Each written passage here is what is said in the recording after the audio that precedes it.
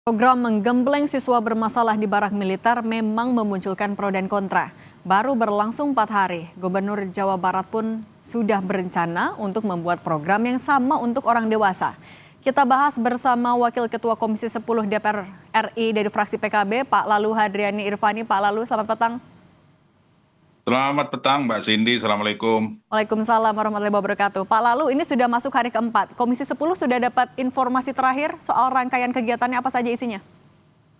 Ya tentu sampai hari ini kami belum menerima info real ya yang dilakukan atau aktivitas yang dilakukan oleh siswa-siswa kita yang ada di Purwakarta. Nah, perlu dicatat bahwa siswa-siswa yang ada di Purwakarta ini menurut informasi dari Kepala Dinas Pendidikan Purwakarta adalah kelas 8, kelas 9, artinya jenjang SMP ini.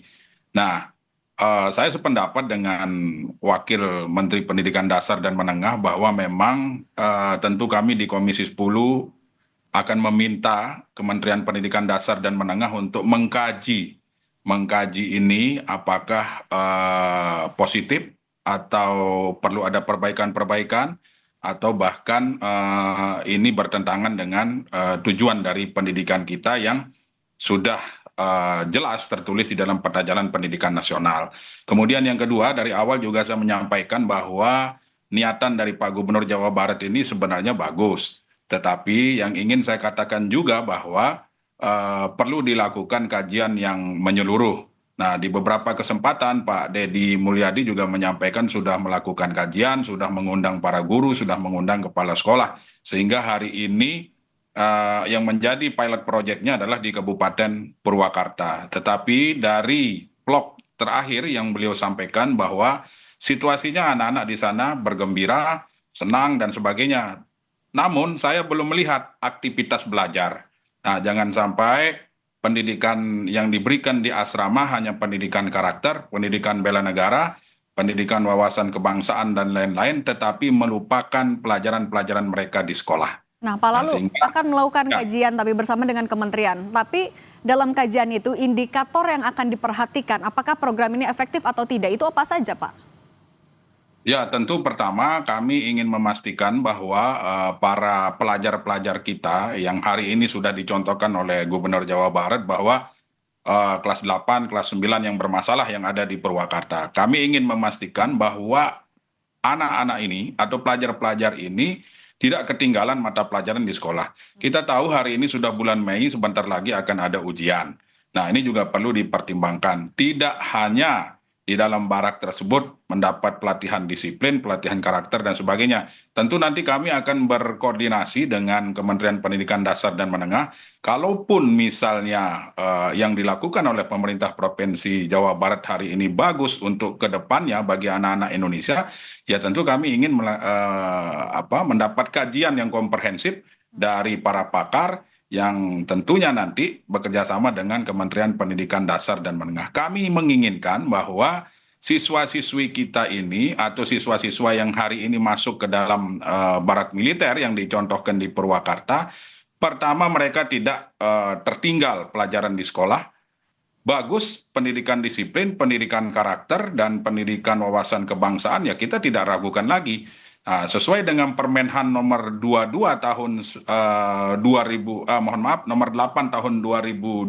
memang jelas diatur di situ bahwa pendidikan bela negara itu sesuai jenjang, baik PAUD, SD, SMP maupun SMA. Ya, kita ingin memastikan bahwa jenjang SMP yang hari ini dilaksanakan di Purwakarta memang sesuai dengan Permenhan itu. Kemudian yang kedua, kami ingin memastikan bahwa anak-anak ini tidak kehilangan hak sebagai anak. Nah, ini yang menjadi penting. Tidak kehilangan hak sebagai anak, tidak kehilangan hak mendapatkan pelajaran yang sama dengan anak-anak yang dikatakan normal yang belajar di sekolah. Demikian, Mbak Cindy. Pak Lalu, tapi kalau misalnya memang tujuannya adalah untuk membina dalam tanda kutip anak nakal, apakah ada alternatif lain sebenarnya yang disiapkan juga oleh Komisi 10 atau akan ditawarkan oleh Komisi 10? Ya tentu kajiannya harus holistik. Kemudian yang kedua, yang ditekankan oleh pemerintah Provinsi Jawa Barat, kalau saya berdiskusi dengan beberapa teman yang terlibat langsung di program ini, ya mereka menekankan pendidikan karakter, menekankan kedisiplinan, menekankan agar nanti ketika keluar dari asrama, atau barak ini mereka betul-betul menjadi anak-anak yang baik. Nah, sekarang pertanyaan saya, kategori anak yang baik ini seperti apa? Ini kan harus melalui kajian. Seberapa parah anak-anak ini berbuat tidak baik di Purwakarta. Kemudian kategori anak-anak ini tidak tergolong nanti ke dalam anak-anak yang tidak baik, itu juga perlu mendapat kajian yang betul-betul komprehensif. Nah, kalau hanya sekedar pendidikan karakter, sekolah juga mampu sebenarnya, atau caranya dirubah. Misalnya TNI dengan tidak menggunakan pakaian loreng, tidak menggunakan atribut TNI bisa juga memberikan pelajaran di sekolah-sekolah, dan tidak hanya anak-anak yang bermasalah ini yang karakternya tidak bagus. Siapa tahu nanti di sekolah itu juga kan banyak yang membutuhkan pendidikan karakter, pendidikan disiplin, dan sebagainya. Nah, kalau misalnya Pak Gubernur mengatakan orang tuanya menyerahkan, ya iya, sah-sah saja, bagus. Tetapi saya berharap bahwa 3 pilar pendidikan, yaitu rumah, kemudian sekolah, dan masyarakat, itu harus dikedepankan terlebih dahulu dengan tidak menghilangkan hak-hak anak atas pendidikan dan bermain, kemudian bergaul dengan lingkungan Haknya sebagai anak ya.